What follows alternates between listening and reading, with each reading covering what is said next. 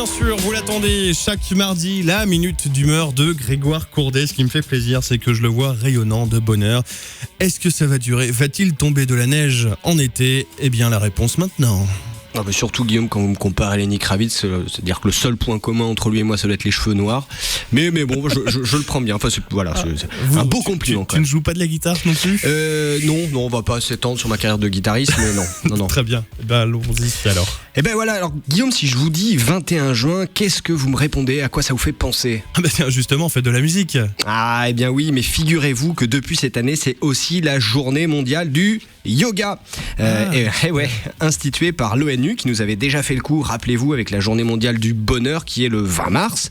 Alors rappelons-nous que l'ONU a été créée après la Seconde Guerre mondiale avec pour finalité la paix internationale. Alors premier constat, on peut dire que ça marche bien quand même. C'est vrai que ça marche vraiment très bien, puis j'ai l'impression que ça marche de mieux en mieux, que la guerre elle est derrière nous. Et ça, c'est grâce à l'ONU et à ces journées mondiales. Et là on peut dire qu'elle ne lésine pas sur les moyens. Alors on en connaît beaucoup, la journée pour les droits de la femme, la journée de la liberté de la presse, la journée mondiale de l'environnement, et j'en passe, il y en a quasiment une tous les jours. Et en même temps, pour atteindre la paix dans le monde, ça implique beaucoup de domaines, donc il ne faut pas se priver. Par exemple, c'est vrai que si le monde entier pratiquait le yoga, on serait plus zen, donc on ferait moins la guerre, et donc la paix dans le monde. Ah, voilà. Ça se tient. Et voilà, mais vu le bordel en ce moment, autant essayer, on est plus à ça près. Tiens, par exemple, l'État islamique peut-être se convertir au yoga, découvrir les vertus de la méditation, le travail sur soi, canaliser sa haine, et finalement, on voit que la solution n'est pas très loin. Alors, si on voit bien le lien entre le bonheur et la paix, le yoga et la paix, même si je doute un peu de l'intérêt de ces choses-là et de l'efficacité, on peut par contre s'interroger sur d'autres journées mondiales.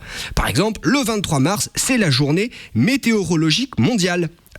C'est vrai que la météo pour la paix dans le monde, c'est important. Tout à fait. Et oui, c'est vrai que s'il pleut trop longtemps, par exemple, après on est chafouin, on a plus tendance à s'énerver, et de là à déclencher une guerre, il n'y a qu'un petit pas.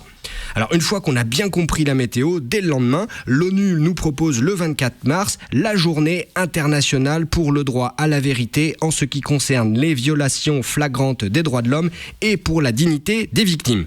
Alors ce n'est pas la journée des droits de l'homme qui elle est le 10 décembre, mais ça s'en approche. Bon là on est un peu plus mesuré, on est plus focalisé parce que il faut une violation flagrante des droits de l'homme pour qu'on commence à rechercher la vérité. Alors là on sent bien que pour le nom, ils ont voulu froisser personne, en se disant pour promouvoir la paix dans le monde, on ne va pas aller se fâcher avec des États. Alors, comme il n'y a pas assez de jours dans l'année, parfois ça frotte un peu. Par exemple, au mois de mars, et notamment le 21 mars, c'est la journée internationale pour l'élimination de la discrimination raciale, la journée mondiale de la poésie, la journée mondiale de la trisomie, la journée internationale des forêts et la journée internationale du Nofruts. Alors, c'est aussi l'anniversaire de mon papa, mais ça, tout le monde... ce sera la journée internationale de l'anniversaire de votre papa. C'est génial. Mais ça sonne mieux quand même. C'est fini, c'est facile en fait à faire. Mais ouais, voilà. Alors le Nofruts, parce que c'est intéressant ça, le Nofruts, vous savez ce que c'est vous Guillaume, le Nofruts ? C'est une pâtisserie berlinoise. Alors pas du tout. Alors peut-être que ça ne se prononce pas comme ça, mais c'est une fête ancestrale qui célèbre le printemps dans des pays comme l'Inde, l'Iran, l'Albanie et tous les pays en comme Afghanistan, Kazakhstan, Kyrgyzstan, Tadjikistan. J'étais pas loin. Voilà, on n'est pas loin. Alors voilà, par exemple le 21 mars, si vous voulez organiser une journée mondiale, sachez que c'est un petit peu pris. Il y a un peu un embouteillage sur cette date-là.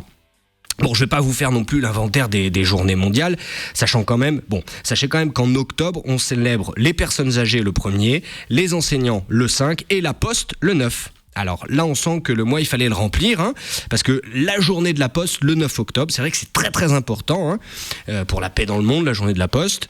Elle date de 1969. Alors à l'époque, la Poste avait peut-être son importance dans le développement, puisqu'elle permettait notamment d'envoyer des courriers et des lettres. Alors pour les plus jeunes, rappelons ce qu'est une lettre. C'est un petit bout de papier blanc avec un petit bout de papier rouge qui sert à l'envoyer, et à s'écrire comme ça entre les gens. C'est comme un post sur Facebook.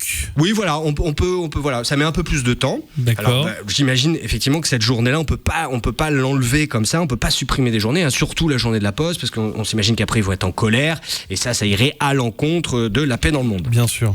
Bon, alors il y a aussi la litanie des journées consensuelles, hein. Journée contre la pauvreté. Alors pareil, hein, c'est important de le rappeler au moins une fois par an, hein, parce que de rappeler une fois par an qu'il y a des gens qui sont pauvres. Alors ça permet à tout le monde de dire c'est pas bien. Et oui, alors je dis que c'est un peu consensuel parce que je vois mal quelqu'un dire non, moi la pauvreté je suis pour. Ou par exemple, moi les droits de l'homme, je vois pas l'intérêt. Ou encore, le travail des enfants, c'est génial. Non, donc voilà, il y a toutes ces journées-là. Bref, heureusement que l'ONU est là pour rythmer notre année et nous rappeler les grandes causes à défendre. Tiens, une dernière, le 30 avril, c'est la journée internationale du jazz. Alors pas sûr par contre que ça favorise la paix dans le monde. Il suffit d'entendre un musicien de jazz parler musique et ça vous donne tout de suite envie de bombarder tous les conservatoires. Mais enfin, ça c'est une autre histoire. Tout à fait. Merci beaucoup Grégoire. On se retrouve bien sûr la semaine prochaine pour la dernière de l'année. La dernière, vous allez me faire pleurer, Guillaume. Je pleure déjà. Pleure. Comme un homme sur la lune. J'ai pas de chanson pour pleurer, mais j'en trouverai une. Tombe bien. Man on the Moon. REM. Sublime. Bise.